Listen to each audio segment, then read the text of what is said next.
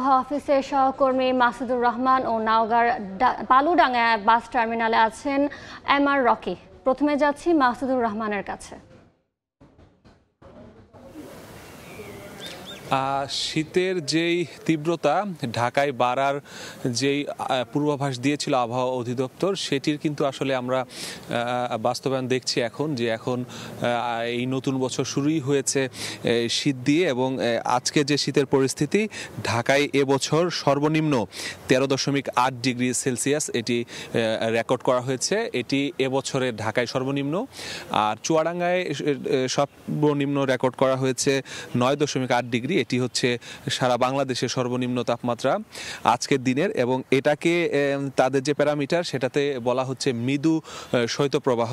কিন্তু ঢাকা সহ সারা দেশে যেই শীত অনুভূত হচ্ছে, সেটি কিন্তু আসলে মৃদু শৈত্যপ্রবাহের সময় যেরকম শীত থাকে তার ঠিক একই রকম বা অনেক জায়গায় বেশি অনুভূত হচ্ছে। এর কারণ হিসেবে যেটি আবহাওয়া অধিদপ্তর জানিয়েছে আমাদেরকে, সেটি হচ্ছে যে অনেক বেশি কুয়াশা এবং সাথে বাতাস, এই দুটির কারণে শীত অনেক বেশি অনুভূত হচ্ছে। এবং এই পরিস্থিতি যেটি আবহাওয়া অফিস থেকে জানানো হয়েছে যে আরও 2 থেকে 3 দিন অপরিবর্তিত থাকবে। অর্থাৎ দিনের যে তাপমাত্রা, সেই তাপমাত্রা খুব বেশি বাড়ার যে পূর্বাভাস সেটি তারা দেয়নি। তারা যেটি বলেছে যে হঠাৎ করেই এই কুয়াশা এবং বাতাসের কারণে দিনের তাপমাত্রা 4 থেকে 5 ডিগ্রি পর্যন্ত নেমে গেছে। অন্যান্য সময় গত 2 থেকে 3 দিন আগেও ঢাকায় সর্বোচ্চ তাপমাত্রা 25 ডিগ্রিতে রেকর্ড করা হয়েছিল এবং 24-25 দীর্ঘ প্রায় ডিসেম্বর মাস জুড়ে এরকম একটি তাপমাত্রা ছিল। কিন্তু হঠাৎ করেই জানুয়ারির শুরুতে এসে প্রথম দিন এবং আজকে এই 2 দিনই আমরা দেখলাম যে সর্বোচ্চ তাপমাত্রা 19 থেকে 20, দিনের তাপমাত্রা 19 থেকে 20-এ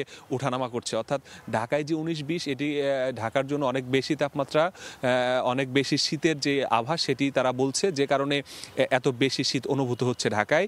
এবং তারা যেটি বলেছে যে অন্যান্য জায়গায়, বিশেষ করে রংপুর ডিভিশন, ময়মনসিংহ ডিভিশন এবং সিলেট ডিভিশনের যে তাপমাত্রা সেটি কিন্তু আজকে অনেক কম এবং সাথে কুয়াশা এবং বাতাসেরও বিষয়গুলো রয়েছে।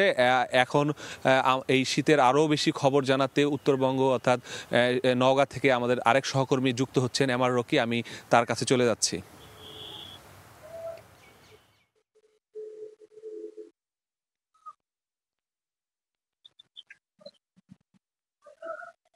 মৌসুমের সর্বনিম্ন যে তাপমাত্রা এই মুহূর্তে কিন্তু এই জনপদের উপর দিয়ে মৃদু শৈত্যপ্রবাহ বয়ে যাওয়ার কারণে অনুভূত হচ্ছে। এবং জানুয়ারির প্রথম থেকেই এই তাপমাত্রা কিন্তু আস্তে আস্তে নামছিল এবং গতকালকে সারাদিনই কিন্তু আমরা দেখছিলাম যে দিনের একেবারে মেঘাচ্ছন্ন আকাশ ছিল, সেই সাথে হিম বাতাস, কনকনে ঠান্ডা অনুভূত হচ্ছে এই জনপদে। এবং এবার কিছুটা দেরিতে তীব্র শীত যেটা অনুভূত হচ্ছে।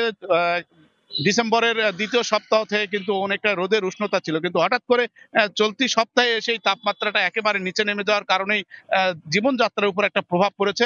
স্থানীয় আবহাওয়া অফিস আজকে আমাদের জানিয়েছে এখানে তাপমাত্রা রেকর্ড করা হয়েছে 10.3 এবং সে সাথে কনকনে যে হিমেল বাতাস, মৃদু বাতাস, এই বাতাসের কারণেই স্বাভাবিকভাবে রাস্তাঘাটের চলাচল অনেকটাই বাধাগ্রস্ত হচ্ছে এবং তীব্র ঠান্ডা অনুভূত হচ্ছে। এবং এবার শীতের যে প্রখর দাপট, এবার কিন্তু সেটা এই মুহূর্তে অনুভূত হওয়ার কারণে আমরা দেখছিলাম যে রাস্তাঘাটে লোকজন যারা একেবারে খেটে খাওয়া নিম্ন আয়ের মানুষ, তারা অনেকটাই কাজের সন্ধানে বের হচ্ছেন এবং রাস্তাঘাটে উপস্থিতি স্বাভাবিকভাবে অনেকটাই কম দেখা যাচ্ছে। এবং এবার তাপমাত্রার যে পারদ তা কিন্তু অনেকটাই কমে যাওয়ার আভাস দিয়েছে স্থানীয় আবহাওয়া অফিস। এবং আবহাওয়া অফিসের পক্ষ থেকে জানানো হয়েছে চলতি সপ্তাহ থেকে কিন্তু মৃদু থেকে মাঝারি শৈত্যপ্রবাহ এই জনপদের উপর দিয়ে বয়ে যাবে। এবং আবহাওয়া অফিসের বরাতের পাশাপাশি আমরা যে বিষয়টি দেখছিলাম, হিমালয় লাগোয়া হওয়ার কারণে যে হিম বাতাস এবং তীব্র ঠান্ডা, এই মুহূর্তে কিন্তু সেটা এই জনপদের বিশেষ করে বরেন্দ্র জনপদের উপর দিয়ে সবসময় শীতের প্রকোপটা একটু বাড়তি থাকে। এবার কিন্তু সেই বাড়তির প্রকোপটা